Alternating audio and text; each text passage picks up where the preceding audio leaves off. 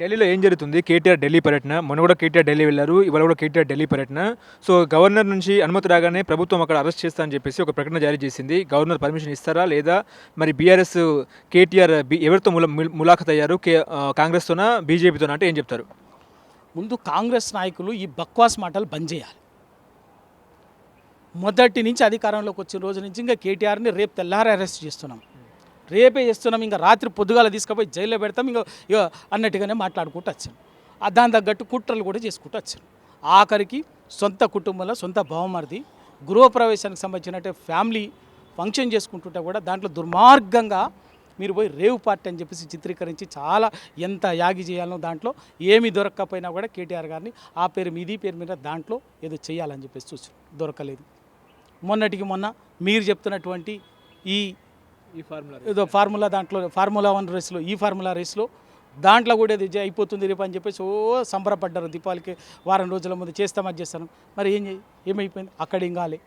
తర్వాత కొడంగల్లో రైతులని దీని వెనుక కుట్ర చేసిందే కేటీఆర్, నరేందర్ రెడ్డి ఎమ్మెల్యే, మాజీ ఎమ్మెల్యే నరేందర్ రెడ్డి అని చెప్పి అదంతా చేసిన నరేందర్ రెడ్డి దీన్ని కేటీఆర్ చేయించాడని చెప్పేసి ఇది కన్ఫెషన్ స్టేట్మెంట్లో ఇచ్చిండని చెప్పేసి ఇవాళ రిమాండ్ రిపోర్ట్లో పెట్టారు.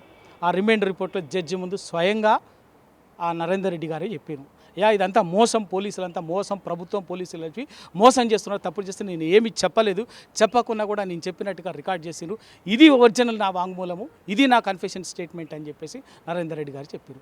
ఆ నరేందర్ రెడ్డి గారు చెప్పనటువంటి దాన్ని చెప్పించి కేటీఆర్ మీద కేసును ఏదో చేయాలని చెప్పేసి అదో అరెస్ట్ చేద్దామని చూసారు. అక్కడ కూడా నెరవేరలే. ఇంకా రేపు ఇంకా ఇట్లనే కుట్రలు ఏదో ఒకటి జరుగుతూనే ఉంటాయి తప్ప దానికి వీళ్ళే చెప్పాలి, చెప్పి మళ్ళీ ఏదో చేయడానికి కేటీఆర్ గారు ఆ బీజేపీతోటో దాంతో అని చెప్పాలి. అసలు బీజేపీతో తెలంగాణలో బీజేపీ కాంగ్రెస్ అని ఎవడన్నా మెడ మీద తలకాయ ఉన్నోడు ఎవడన్నా కాంగ్రెస్ బీజేపీ రెండు వేరేనా అనుకుంటాడా? ఇద్దరు రెండు ఒకటే.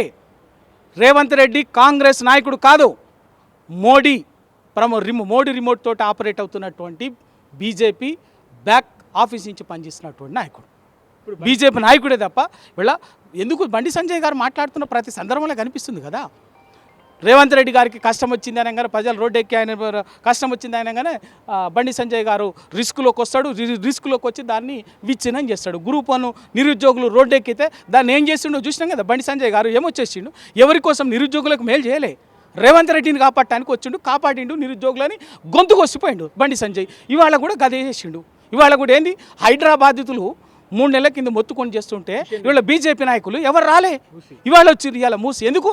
లఘుచర్ల ఆ ఆదివాసీ గిరిజన బిడ్డలు రోడ్డెక్కి అయ్యో మమ్మల్ని ఇంత అన్యాయంగా దుర్మార్గంగా మా పట్ల అమానుషంగా వ్యవహరిస్తున్నది ప్రభుత్వము, మమ్మల్ని కేసులు పెట్టడం కాకుండా ఇళ్లలో తరిమి వేస్తున్నారు, లేడీస్ మహిళల్ని కూడా మమ్మల్ని చాలా అవమానకరంగా చెప్పుకోలేని విధంగా మమ్మల్ని హింసిస్తున్నారు, వేధిస్తున్నారు అని చెప్పేసి వాళ్ళు గోడు పెట్టి దేశవ్యాప్తంగా అది ఇష్యూగా మారుతుంటే దాన్ని డైవర్ట్ చేయడం కోసం ఇవాళ హైడ్రా అనేది వాళ్ళ మన బీజేపీ నాయకులు ఓ డ్రామా ఆడుతున్నారు. ఎస్, ఖచ్చితంగా హైడ్రా బాధితుల కోసం, హైదరాబాద్ బాధితుల పక్షాన నిలబడింది బీఆర్ఎస్ పార్టీ, కొట్లాడింది బీఆర్ఎస్ పార్టీ. ప్రత్యక్ష పోరాటమే కాకుండా లీగల్గా కూడా వాళ్ళకి నిలబడింది బీఆర్ఎస్ పార్టీ. ఆ రోజు మాత్రం దాక్కున్నారు వీళ్ళు. మళ్ళీ వాళ్ళు అది ఇది చేసి ఇవాళ ఈ సబ్జెక్ట్ రాగానే ఇవాళ లగచర్లది రాగానే దాన్ని లఘుచర్లను డైవర్ట్ చేయడం కోసం ఈ డ్రామా ఆడుతున్నారు. ఇవాళ తెలంగాణలో బీజేపీ కాంగ్రెస్ పార్టీ రెండు ఒకటే. ఆ రెండు కలిసి ఇవాళ బీఆర్ఎస్ పార్టీని తెలంగాణ ఉద్యమానికి ఒక వెన్నుదనగా నిలబడినటువంటి, తెలంగాణ సమాజానికి ఒక వెన్నుదనగా నిలబడినటువంటి బీఆర్ఎస్ పార్టీని కేసీఆర్ గారిని దెబ్బతీసినట్టయితే, కేసీఆర్ని కథం చేసినట్టయితే ఇద్దరం ఈ ప్రజలతోటి పంచుకోవచ్చు అని చెప్పేసి ఇవాళ రెండు జాతీయ పార్టీలు కలిసి తెలంగాణలో ఆడుతున్నటువంటి డ్రామా, తెలంగాణ అస్తిత్వాన్ని, తెలంగాణ ఆత్మగౌరవాన్ని అడుగడుగున అవమానించి అడుగడుగున పాతరేసినటువంటి రెండు పార్టీలు ఇవాళ మళ్ళీ కొత్త డ్రామాలు కలిసి తెలంగాణ చేస్తుంది. లఘుచర్ల గ్రామస్తులను మీరే రెచ్చగొట్టారటగా తెలిసింది కదా, ఏమైందో తెలిసింది కదా. రెచ్చగొట్టిరని చెప్పి స్టేట్మెంట్ ఇప్పించారు కదా, బోగస్ స్టేట్మెంట్ ఇప్పించారు కదా, రాసుకున్నారు కదా రిమాండ్ రిపోర్ట్లో.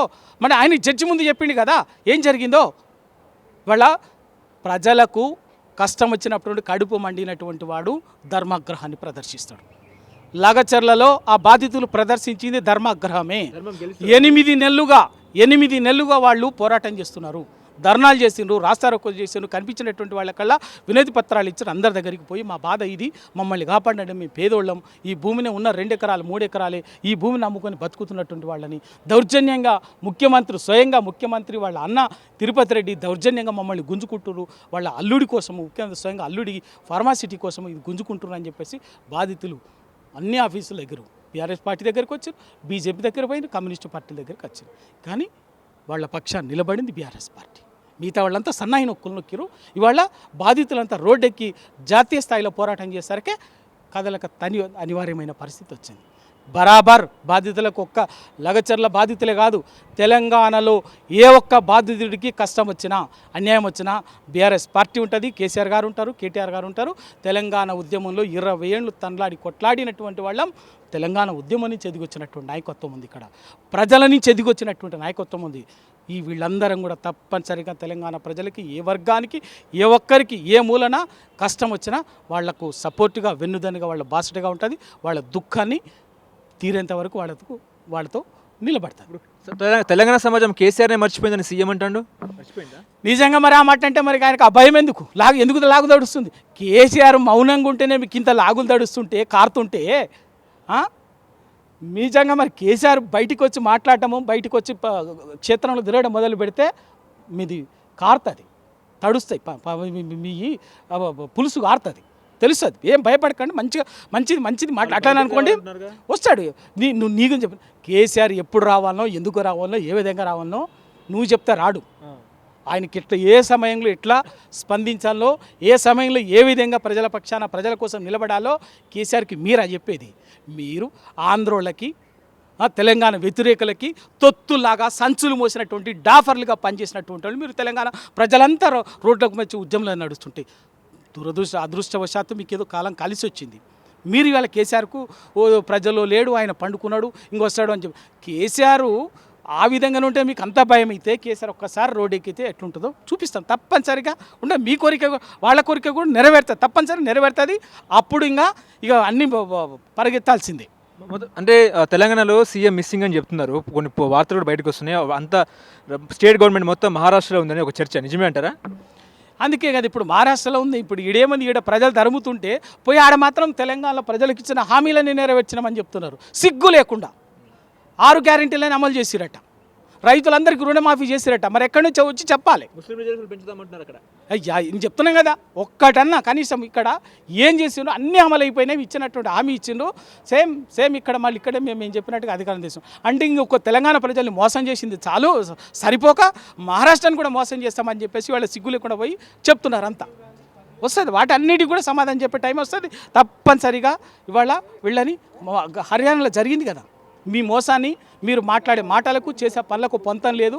ఈ రెండింటి మధ్యన మోసం ఉందనే హర్యానా ప్రజలు మీ మీద ఆశ పెట్టుకొని కూడా వాస్తవాన్ని గ్రహించి చివరి క్షణంలో చెంప దెబ్బేసారు.